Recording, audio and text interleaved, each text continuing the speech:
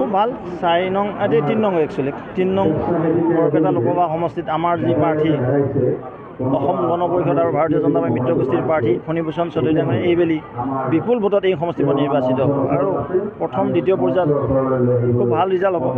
তৃতীয় পৰ্যায়তো আমি আশা কৰিছোঁ খুব ভাল ৰিজাল্ট হ'ব। কেৱল ধুবুৰী আসনখনত অকণমান ফাইদ হ'ব আৰু আপোনালোকে কৈছে এইবাৰ মই প্ৰশ্নৰ উত্তৰটো আগতেই দিম। মোদী ডাঙৰীয়া সকলোকে সেৱা কৰিছে, চবকা সাথ চবকা বিকাশ, কোনো সংখ্যালঘু সংখ্যাগুৰুৰ কথা কোৱা নাই। সকলো ৰাইজ মোদীজীৰ ওচৰত আছে আৰু সকলো ৰাইজে মোদীজীক আশীৰ্বাদ কৰিছে। বৰপেটাৰ পৰা কিমান ভোট আশা কৰিছে? তো বিপুল ভোট হ'ব, 3 লাখতকৈ অধিক ভোটত বৰপেটা লোকসভা সমষ্টি জিতিব। খুব ভাল। প্ৰথম ফেজত 5খন, ছেকেণ্ড ফেজত 5খন, এই 10খন আমি পাম।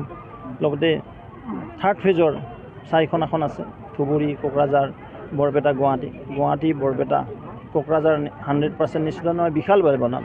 কিন্তু ধুবুৰীত ফাইট হ'ব, 3-কোণীয়া প্ৰতিদ্বন্দ্বিতা হ'ব, কাৰণ তাত আপোনালোকে জানে তাৰ ডেম'গ্ৰাফি কমপ্লিট বেলেগ। কিন্তু তথাপি সেই অঞ্চলৰ সংখ্যালঘু ৰাইজ মোদীজীৰ সপক্ষে ওলাই আহিছে নিশ্চিতভাৱে, তাতো ফাইট হ'ব। হয়তো শেষ মুহূৰ্তত আমি তাত বিজয় হাসিল কৰিবলৈ সক্ষম হ'ম। গুৱাহাটীত কিন্তু 2 নাৰী শক্তিৰ যুঁজ হ'ব। কোনো নাৰী শক্তি নাই তাতে, এটাই শক্তি আছে মোদীজীক।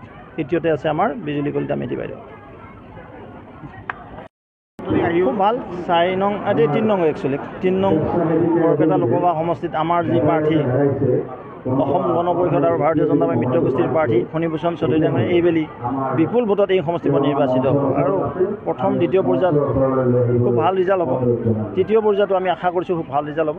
কেৱল ধুবুৰী আসনখনত অকণমান ফাইদ হ'ব আৰু আপোনালোকে কৈছে এইবাৰ মই প্ৰশ্নৰ উত্তৰটো আগতেই দিম। মোদী ডাঙৰীয়া সকলোকে সেৱা কৰিছে, চবকা সাথ চবকা বিকাশ, কোনো সংখ্যালঘু সংখ্যাগুৰুৰ কথা কোৱা নাই। সকলো ৰাইজ মোদীজীৰ ওচৰত আছে আৰু সকলো ৰাইজে মোদীজীক আশীৰ্বাদ কৰিছে।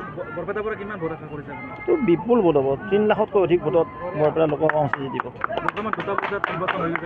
খুব ভাল। প্ৰথম ফেজত 5খন, ছেকেণ্ড ফেজত 5খন, এই 10খন আমি পাম। লগতে থাৰ্ড ফেজৰ 4খন আসন আছে, ধুবুৰী, কোকৰাঝাৰ, বৰপেটা, গুৱাহাটী, বৰপেটা, কোকৰাঝাৰ 100% নিশ্চিত নহয়, বিশালভাৱে বনাম।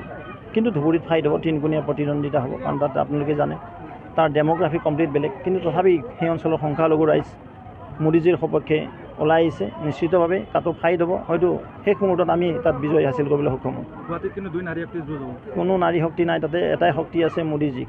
তৃতীয়তে আছে আমাৰ বিজুলী কলিতা।